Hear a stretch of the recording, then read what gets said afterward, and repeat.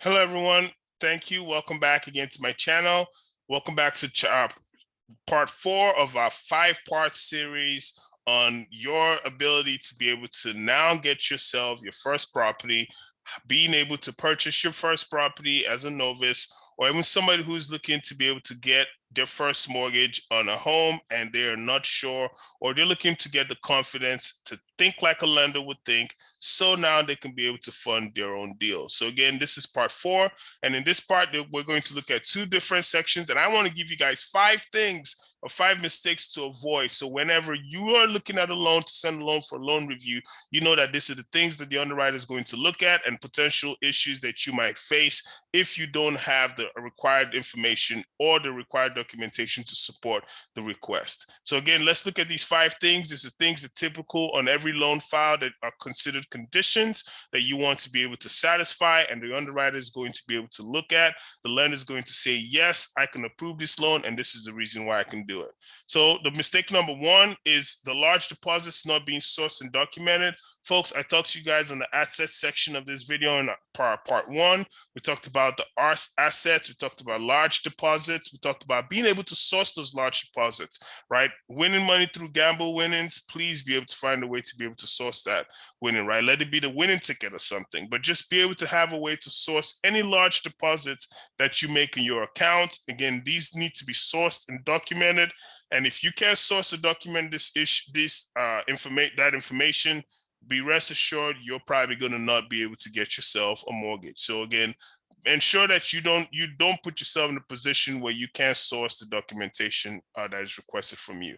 The second thing is undisclosed liabilities that are not addressed. So if you have things, say for example, you have let's assume your Venmo credit card, right? So if Venmo now has credit cards, but I believe it's reported on the credit bureau. But if for any reason your Venmo credit card is not being reported, but now the mortgage underwriter or the lender notices that you're making payments every month to Venmo, and they're wondering why you're making payments to Venmo, that's considered undisclosed liabilities, and that could affect your capacity to qualify for a mortgage.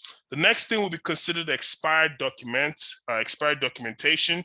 So if you have any documents that expire, they always send you the documentation. Now, this is where my course comes in handy, because my course tells you what the time frame for each documentation will look like.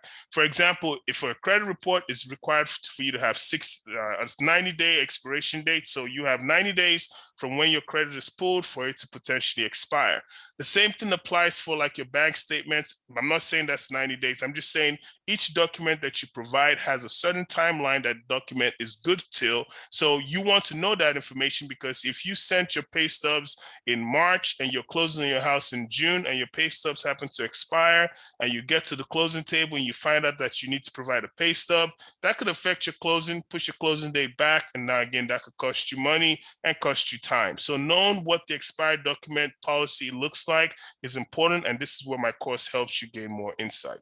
Next one will be 24-month employment criteria not met.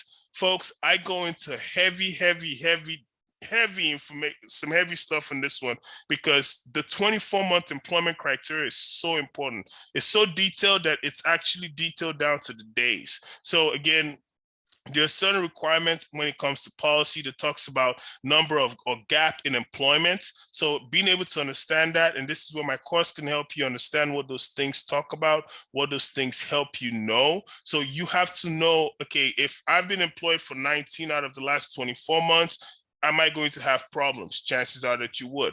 If you've been employed for 23 and a half out of the last 24 months, well, you might not have as much of a problem as somebody who was only employed for 19 months. So this is something important for you to know, and this is where my course helps you learn. And then lastly, always remember to review your signed and completed PUD or Condo Questionnaire. Now, this is for the loan underwriter. When they're looking at a condominium or a PUD, meaning a planned unit development, they always have to remember that if they know what the Condo Questionnaire or the PUD questionnaire is asking them to look for, they're able to look for those things. as you as the borrower, it's not extremely crucial, but it's good for you to know these things, right? Because if you are purchasing a condo or a property that's in a HOA or in a planned unit development, you would know that there is a questionnaire that's going to be out there, and you can request for a copy of that questionnaire for your own use. If there's something you want to know to protect yourself, to protect your property, that might be something you can be able to leverage. So again, folks, it's crucial for you to know these 5 things.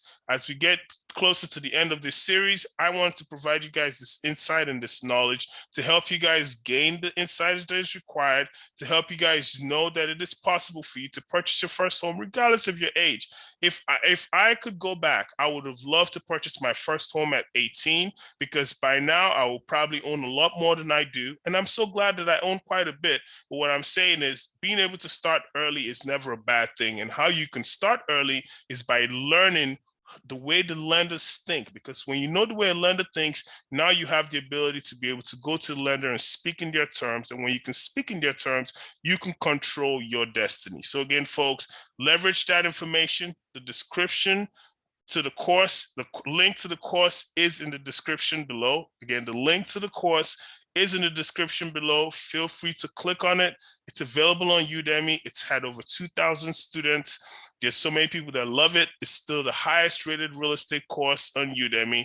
A lot of people love it. A lot of people saying good things. Check out their reviews, hear what they have to say, and then you check it out for yourself. And most importantly, don't forget to leave a comment and leave a review so the next person who comes after you knows what to expect with the course. I want honest feedback, because again, this helps me learn what you guys are learning and what you guys appreciate, and it helps me continue to tailor this information to your need. Again, I'm going to leave the link in the description link below, so please don't forget to click on it. Please take advantage of it, leverage this information.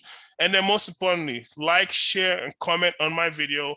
Let other people know what to expect from the video. And also, please share this information with whoever you know that is purchasing the first home that might want to learn some things, that the way a lender would look at their file and give them the leg up so they cannot be able to purchase their home. And if you have any questions, feel free to leave me a comment. I will definitely respond, and I will hope to be able to help you to be able to leverage your knowledge to take advantage of this real estate market and to start to build yourself a portfolio that will be of great benefit to you and would help you with being able to grow your own asset portfolio. Thank you again. Don't forget to leave a like. Don't forget to leave a share. Don't forget to comment. Peace.